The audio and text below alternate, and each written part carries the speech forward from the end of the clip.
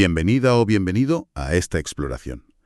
Hoy vamos a meternos a fondo con una charla muy interesante sobre cómo construir agentes de inteligencia artificial que funcionen de verdad, vaya. La base es una presentación de Barry y Eric que, amplía ideas que ya habían soltado antes en su blog. Nuestra idea hoy es sacar la chicha, ¿no? Los principios clave y los consejos prácticos para desarrollar estos sistemas, porque la evolución es tremenda. Empezamos con IA que resumía textos, clasificaba cosas, funciones simples. ¿Sí? Luego vinieron los flujos de trabajo orquestados, más complejos, pero aún, digamos, con un camino fijo. Eso es.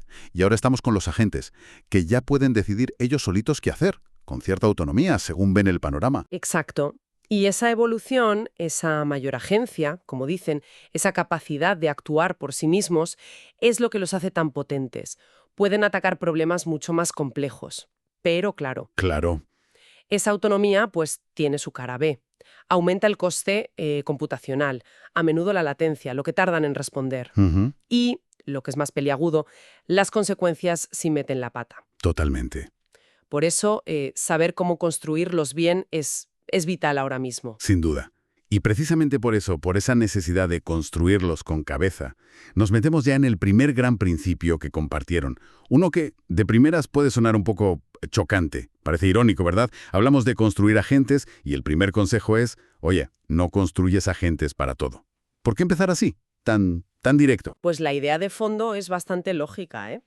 Los agentes son una herramienta súper potente, pero no son la navaja suiza universal.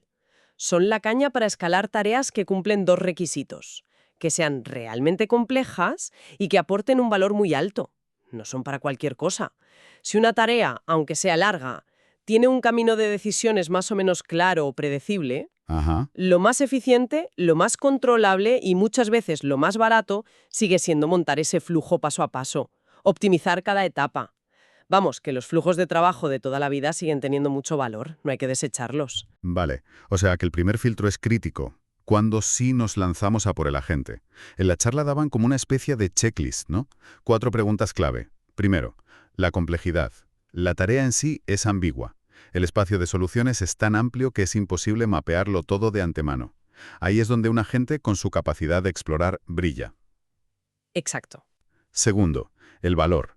A ver, los agentes explorando consumen recursos, consumen tokens, que al final es cómputo y pasta. Claro. La pregunta es, ¿lo que ganamos completando la tarea justifica ese coste? Ponían un ejemplo muy bueno. Un sistema de soporte al cliente a lo bestia, de mucho volumen. Si tienes un presupuesto mínimo por consulta, ponle 10 céntimos, que decían que equivalía a unos 30.000, 50.000 tokens, pues igual te apañas con un flujo que cubra el 80% de los casos y ya está. Claro. Y en el otro extremo, tareas donde el coste casi da igual con tal de conseguir hacerla. Eso es. Tercero, capacidades críticas. Aquí hay que ser realista. Antes de empezar, la IA que tienes debajo da la talla para lo básico. Si quieres un agente programador, de verdad escribe código decente. Sabe depurarlo. Se recupera si algo falla o se queda pillado. Ujú. Porque si hay debilidades gordas ahí, se van a multiplicar. El coste se dispara, la efectividad se hunde. Y a veces la solución es, bajar un poco el listón, simplificar lo que le pides a la gente para que encaje con lo que la tecnología puede hacer hoy bien. Exacto. Y cuarto punto, el coste y descubrimiento de errores. Si un fallo del agente te puede costar un riñón en dinero, reputación, seguridad, y encima es difícil darte cuenta de que ha fallado, Mal asunto. pues va a ser muy difícil confiar en él y darle autonomía. Puedes ponerle parches, ¿no? Darle solo permiso de lectura, poner a una persona a revisar. Sí, pero eso le quita mucha gracia, limita su potencial. Claro. El ejemplo que daban del agente de programación es perfecto para ver todo esto junto.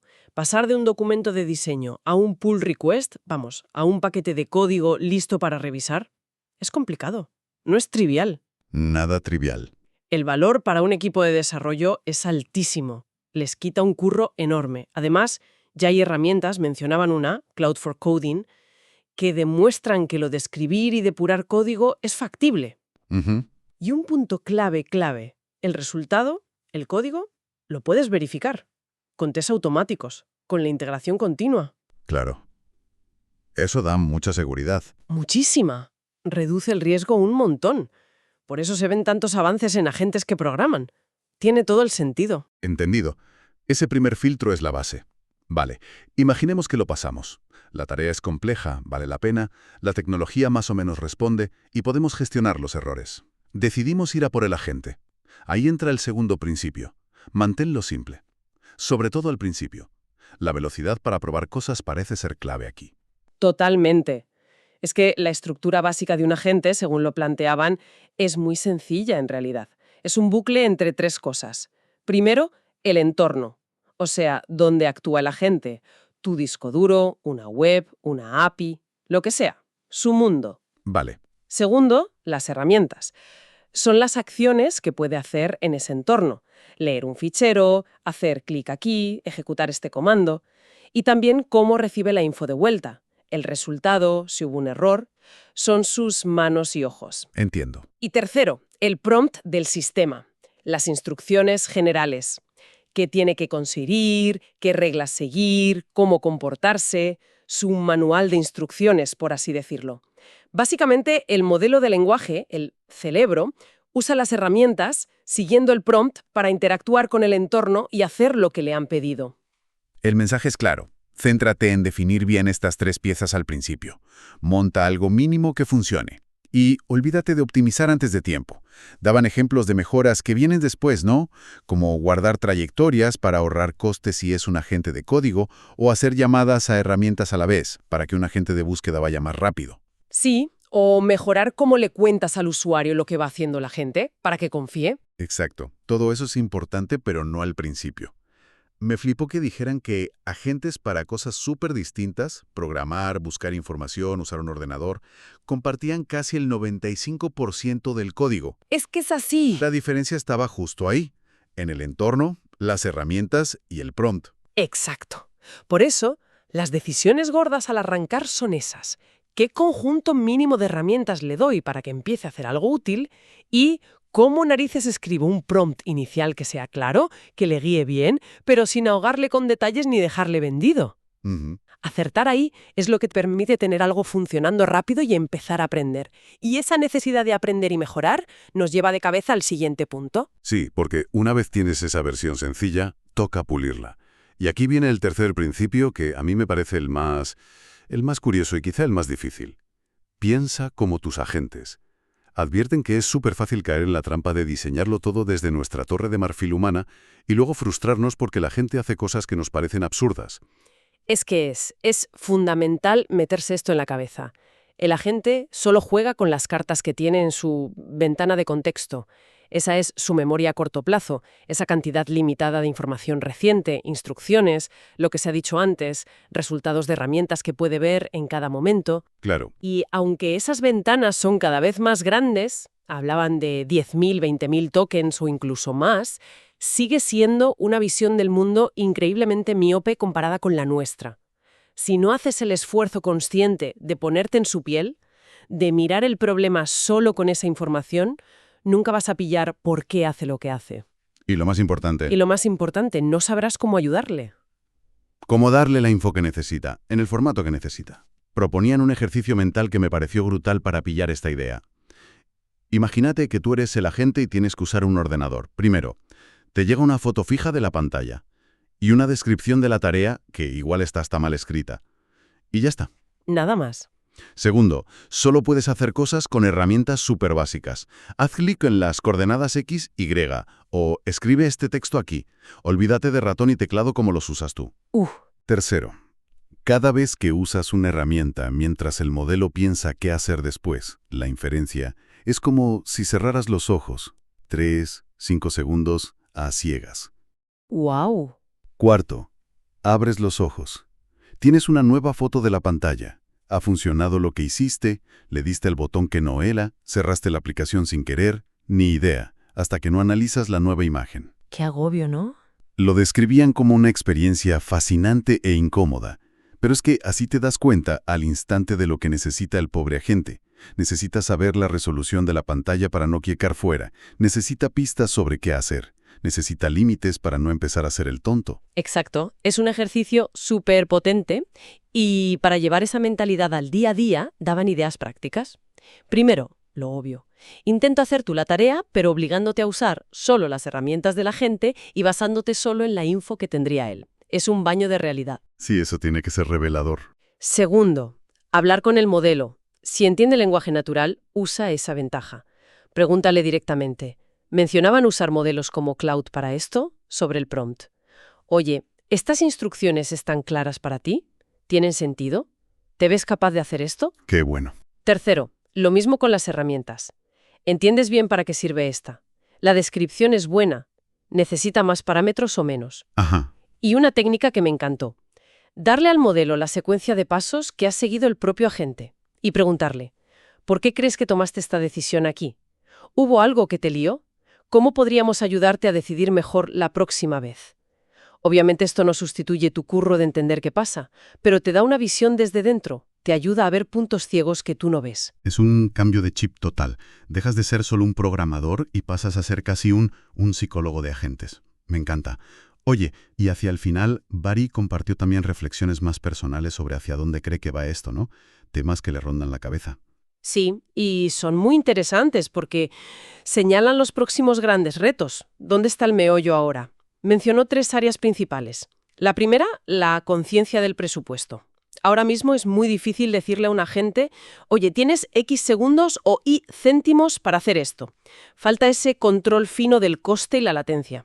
Ujú. Si conseguimos resolver eso, si podemos definir y hacer cumplir presupuestos de tiempo, de dinero, de tokens, los agentes se podrán usar en muchísimos más escenarios donde ahora mismo el coste es prohibitivo. La gran pregunta es, ¿cómo lo implementamos bien? Claro, eso abriría muchas puertas. La segunda, herramientas evolutivas. Ya se usa IA para ayudar a describir mejor las herramientas que le damos a la gente, pero el siguiente nivel sería que los propios agentes pudieran diseñar, adaptar o mejorar sus herramientas mientras trabajan, que aprendieran a interactuar mejor con su entorno. Wow, eso sí que sería un salto. Los haría mucho más flexibles, más, de propósito general. Y la tercera, la colaboración multiagente. Se mostró muy convencido de que pronto veremos sistemas con varios agentes currando juntos en producción. Varios agentes a la vez. Sí, las ventajas son claras. Puedes dividir el trabajo, tener agentes especializados en distintas cosas, proteger sus ventanas de contexto para que no se saturen con información irrelevante. Tiene sentido. Pero la pregunta del millón es, ¿cómo se comunican entre ellos? Necesitamos ir más allá de que un agente llame a otro como si fuera una simple herramienta. Hacen falta protocolos de comunicación más ricos, roles más definidos. Suenan a desafíos enormes, pero apasionantes también. Es como si apenas estuviéramos empezando a ver lo que pueden llegar a hacer. Incluso contó esa anécdota personal, ¿no? De cómo se puso él mismo la etiqueta de AI Engineer en su curro anterior. Sí, fue un detalle curioso y muy revelador, la verdad. Contó que le inspiró un post de un blog, Swix, creo, sobre la ingeniería de IA práctica, la que busca resultados tangibles, y decidió ponerse ese título en Meta, donde trabajaba antes, porque su motivación era esa, sacar la IA del laboratorio y hacerla útil en el mundo real. Qué bueno. Una motivación que, según dijo, le había llevado a estar allí, compartiendo esas ideas. Como cerrar un círculo. Fantástico. Pues si tuviéramos que resumir la esencia de esta exploración sobre cómo construir agentes de IA efectivos, serían esos 3 principios que hemos ido viendo. Primero, el filtro inicial. No te tires a la piscina a construir un agente para cualquier cosa. Asegúrate de que la tarea sea compleja y aporte valor, y que sea viable tecnológicamente. Eso es. Elige bien la batalla. Segundo, si decides seguir. Empieza simple. Define bien el entorno, las herramientas y el prompt. Busca una primera versión que funcione rápido para poder empezar a iterar. La simplicidad primero. Y tercero, la clave para mejorar y no frustrarse. Piensa como tu agente. Empatiza con su visión limitada del mundo para entender por qué falla y cómo ayudarle. Métete en su cabeza, sí, exacto. Y quizá como reflexión final que lo une todo, sobre todo pensando en el futuro y en esa necesidad de pensar como el agente, estamos intentando construir sistemas cada vez más autónomos para que hagan cosas complejas que nosotros no podemos escalar. Ujú. Pero claro, esa autonomía choca frontalmente con nuestra necesidad humana de control, de entender qué pasa, de confiar en el sistema. Es una tensión constante. Una tensión fundamental. ¿Cómo encontramos el equilibrio justo? ¿Cuánta autonomía les damos, sabiendo que pueden meter la pata y tener un impacto real? ¿Y cuánta supervisión mantenemos, aunque eso limite su potencial? Encontrar ese punto dulce entre autonomía útil y control fiable es seguramente uno de los grandes dilemas y desafíos mientras seguimos desarrollando estas inteligencias cada vez más capaces. Es apasionante, pero también da un poco de vértigo, ¿no? Alpha Tech, llevamos tu negocio al futuro.